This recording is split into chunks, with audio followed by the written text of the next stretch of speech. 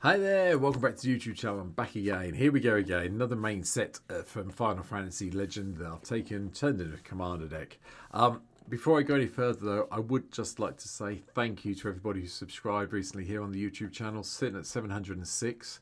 I'm going to try and push it, so please, if you can, hit the subscribe button. I'd really appreciate it. I've got a big birthday coming up in, let's see where we're now, July, August, September, October, 3 months time.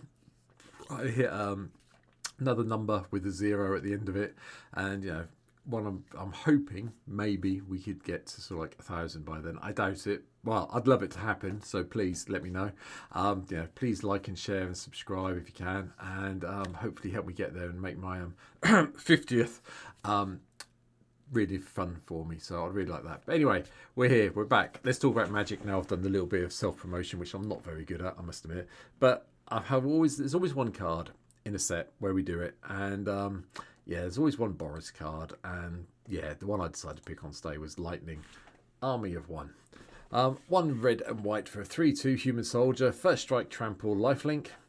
But, and this is the but, whenever lightning deals combat damage to a player until your next turn, if a sorcerer deals damage to that player or a permanent that player controls, it deals double that damage instead.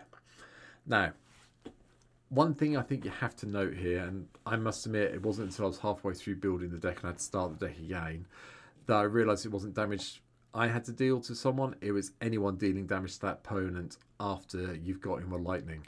And I misread it, and so this deck is sort of like the second draft of it, so hopefully it's a little bit more with it now. Because I must admit, when I first did this, I went very heavy on instants and sorceries to deal the damage. I was very focused on getting lightning's damage in, and then doing a whole load of damage myself to try and abuse the ability. Then I reread the card and realised it's any source, not sources I control. So, yeah. Anyway, enough of that. This is what the deck looks like, and here we go. So, just one Planeswalker. We've got Chandra, the Pyromaster in. Now, I quite like this one because basically if you get hit in with lightning, that means you can shock an opponent and shock one of their creatures. Or if you're desperate to get lightning in, you can just do it before you attack with lightning, so you can make sure that you remove the blocker out of the way that might take out lightning. So I think it has double purpose in here. The exile and the top cards are right.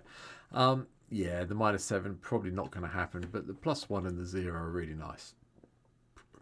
Creatures, we got 32. Generous Plunderer, because I like having treasures, and then attacking with this is quite good fun.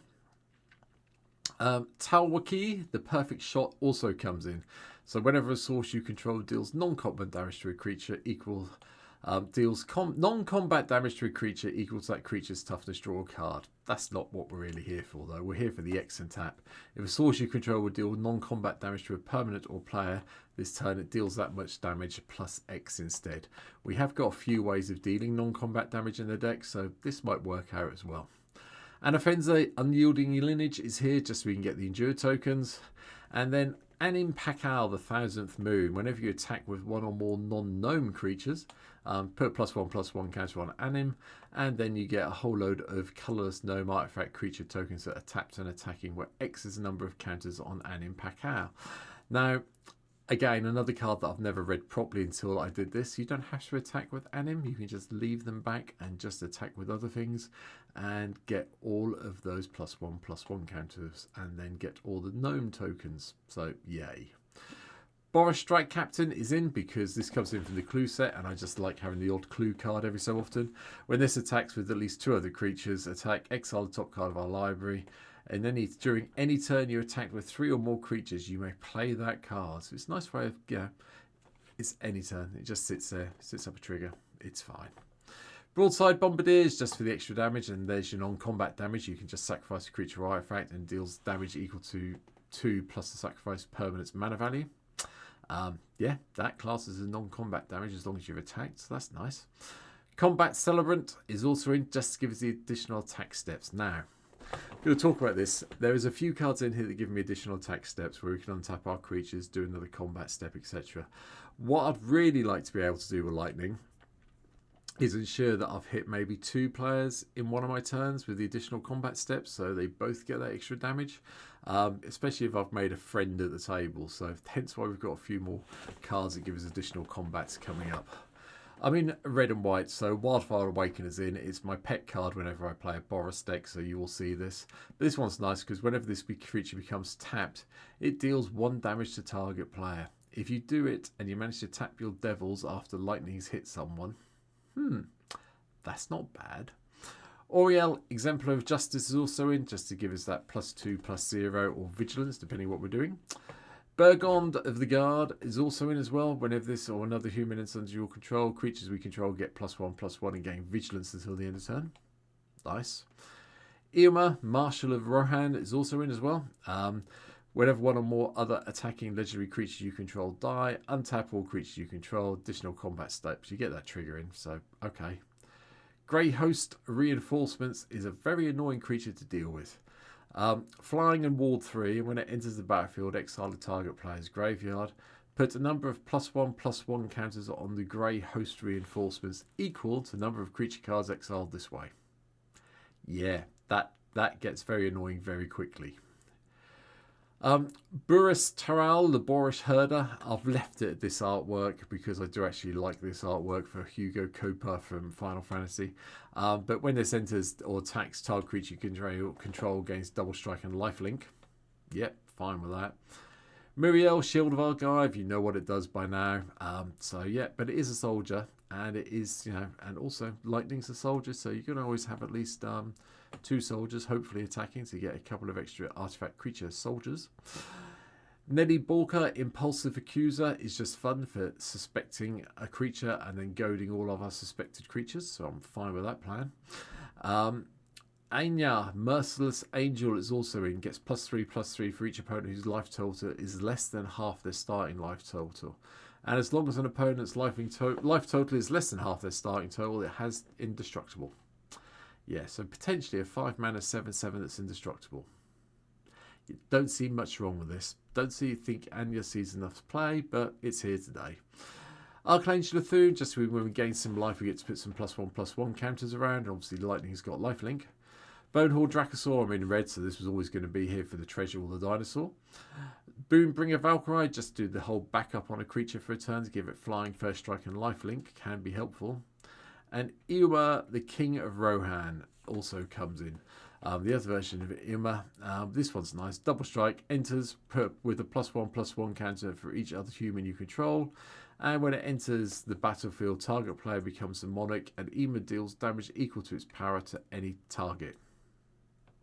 So you can become the monarch and then deals damage equal to its power to any target. That's non-combat damage. So yeah, play it after you've played lightning, and at a minimum that would give you 6 damage going somewhere. Yeah, okay, like that. Karlek, Fury of Atherus, is in as well, just for the additional attack phase. When you attack, if it's first combat phase this turn, untap all attacking creatures. They gain first strike until the end of the turn. After this, there's an additional combat phase. Port Razor does the same thing, and when it deals combat damage, untap each creature you control. After this is combat phase, there's an additional one, and then this can't attack a player that's already attacked. So bear that in mind. But it might give you sort of like 2 combats, not bad, or 3. And Twin Flame Tyrant, who doesn't want to deal extra damage? It's here to do that. Oriel, the War Leader, is also in. Attacks for the first time each turn. Untap all creatures you control. After this phase, there's an additional combat step. Oh, okay then. Captain of the Watch pumps all our soldiers up and gives them vigilance. And then when it enters the battlefield, we get 3 1/1 white soldier creature tokens, which get +1/+1. So basically, for 6 mana, you're getting 9 power and vigilance everywhere. Yeah, okay, cool. Duke Ulder Raven Guard is also in to chuck around the Myriad thing, which is really very painful on Twin Flame Tyrant. Bear that in mind. Atali, the Primal Storm, just because I like this card and I'm playing red. It hasn't been in the deck for a while. We all know what it does. We've all been on the receiving end of it, I'm sure, by now. And then Fiendish Duro to double up our combat damage to opponent. If a source would deal damage to an opponent, it deals double that damage to that player instead. 5/5 first strike, thank you.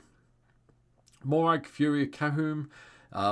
Again, the usual thing with this is each time a creature you control gets each creature you control gets +1/+0 for each time it's attacked this turn. And then the landfall trigger is whenever a land enters the battlefield under your control. If it's your main phase, there's an additional combat phase after this phase. At the beginning of that combat, untap all creatures you control. Please, please, please, because I forget occasionally and I have to be reminded in myself that you drop the land in your second main phase after your combat steps, you get the additional combat step. Just bear that in mind, please. Right. Scourge of the Throne, because who doesn't like dethrone, and then we get the additional combat step that way. Angrath's Marauders lets us do the extra damage to a permanent or player. And Gisla, Blade of Gold Knight, is also here, just to prevent the damage you're taking and upping the damage you're dealing out. That's fine. 3 sorceries. Wave of Aggression, one of the lovely let's have an additional combat phase. Well, untap all creatures you attack this turn. After this main phase, there's an additional combat phase followed by an additional main phase. Yeah, okay then, we'll have more combat. And with the retrace ability, as long as you've got a land in your hand, you can do this every time you have a land in your hand and nothing else to do with 5 mana. Calamity of Cinders is just a nice way of convoking our creatures. Yeah, up here somewhere, that one, yeah, convoke elementals, yeah, okay. And dealing 6 damage to each untapped creature, so that's nice. And then Fury of the Horde, just exile a couple of our red cards to get the additional combat step. We do have some instance to deal, hopefully, take out Lightning's ability if we need to at some stage. We've got Burst Lightning, Lightning Bolt, Lightning Helix, and Lightning Strike all coming in to do that damage. And then we have a load of ramp with the artifacts. Talisman and Tantalite are in. Then we've got Bloodforged Battle Axe to pump one of our creatures up. It's great if you put this on Lightning to get that combat damage through and get the equipment copy. Sol Ring, Signet, Boris Signet, Brotherhood Regalia to make Lightning unblockable so you can get that damage in, which is really nice. Pearl Medallion, Ruby Medallion to cut the cost down. Talisman of Conviction for the ramp. Trailblazers Boots is another one you want to equip to Lightning if you can. They can have non-basic land walk, or Whisper Silk Cloak, so it's just got Shroud and can't be blocked anyway. One of the great things you can do with Lightning, however, to make your life a little bit easier, is chuck Helm of the Host on it to get a copy of it at the beginning of combat, and then watch your opponents go, ugh, because it's a non-legendary copy. Bear it in mind. The Fire Crystal does the whole give everything haste, and then we get to make tokens. That's 6 mana to create a token that's a copy of a target creature we control, and we get to sacrifice at the beginning of the next end step. The Wind Crystal just helps us gain extra life, especially off Lightning, which could be useful, or chucking around flying and lifelink to all our creatures. And then Hexplate Wallbreaker, just for the Meridian bit. Whenever a quick creature attacks, if it's the first combat phase, you get another one and another main phase. Yeah, that's fine. Well, no, you just get additional combat. Sorry, no extra main phase for this one, but the additional combat's fine. Enchantments, a weird one to start off with at 2 mana with Brave the Sands. I think people forget this one. It's just a great way in white of giving all your creatures vigilance, and it means you can block, you can have 1 creature block 2 creatures each combat. That's fine. Aggravated Assault, the enchantment version of Let's Have an Additional Combat Step. Always Watching also gives all our creatures a little power and toughness boost and vigilance. Gratuitous Violence, whenever a creature you control deals damage to a permanent or player, it deals double that damage instead. Uncivil Unrest, you're probably going to chuck the +1/+1 counter on the creature and then have it deal the double damage for the second part of the uncivilized bit. But it might be you have Uncivil Unrest and you have Virtue of Loyalty out and your creatures have already got +1/+1 counters on them, so in which case, yeah, you can work out what you want to do. Fiery Emancipation for the tripling of damage, and City on Fire for even more tripling of damage. Round out the spells in the deck. The rest of it is the typical red and white lands you could expect to see in such a deck as this. I am playing 10 mountains and 10 plains mainly because I wanted to. It's a fairly even split, and then we have all the dual lands. I will point out Muganda Raceway because I think you can get to max speed quite easily with this deck. Likewise, Mirkokoro, Centre of the Sea, is also in for the extra card draw. Reliquary Tower to stop us discarding anything, and Temple of the False God because Lightning Army of 1 does get a little bit expensive to recast when things have gone wrong with them. And that's it. That is my take on Lightning Army of 1 for the day.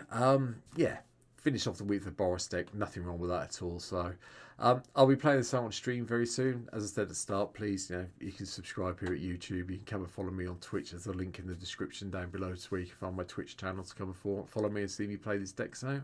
But that's it for this week. If there's some Final Fantasy card that you would like me to see cover, please leave a comment, let me know. I've covered quite a few of them now, and I'm sort of like scratching my brain on some of them still. But if there's one I've missed out that you really want to see me do, please let me know in the comments, and I will make that happen as soon as I can. But for now, thanks for watching, take care, and I'll see you when I'm back with some videos next week. Have a good one. Bye bye.